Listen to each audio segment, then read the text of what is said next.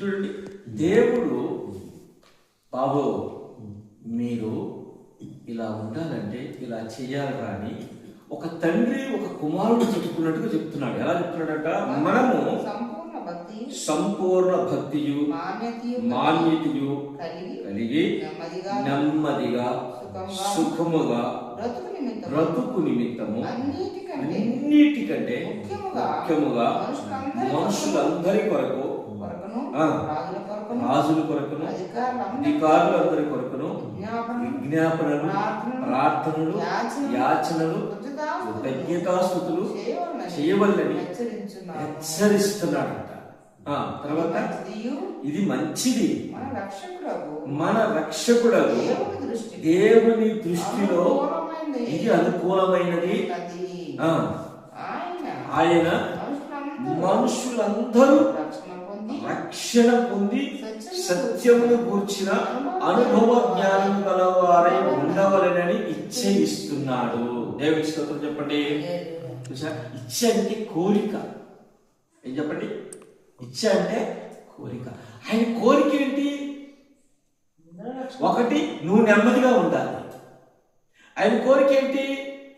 నువ్వు సంపూర్ణ మాన్యత భక్తి కలిగి ఉండాలి, నువ్వు సమాధానంగా ఉండాలి.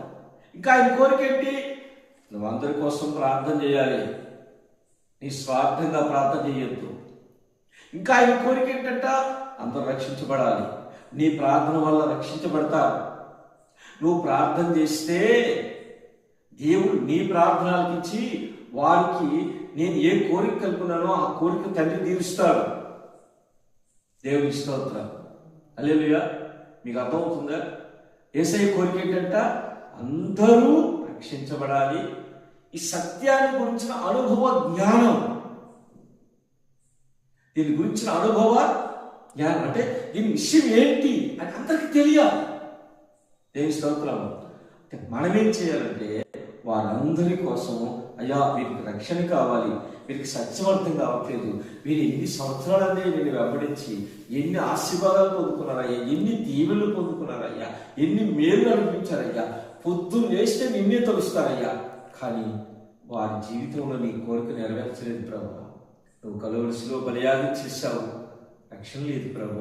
ఆయన రక్షణ తెచ్చింది. ప్లీజ్ ప్రభు, నన్ను రక్షించావు కదైనా, నాకు రక్షించావయ్యా. వారి కిందుండి నేను పైనుండి ఏ ప్రయోజనం ప్రభా? మా సహోదరి సోదరులు పాతాళంలో నుండి నేను పరలోకం నుండి ప్రయోజనం ఏంటికైనా నేను ఎలా సంతోషిస్తాను ప్రభా అని మనం ఏం చేయాలంటే ప్రార్థన చేయాలంట.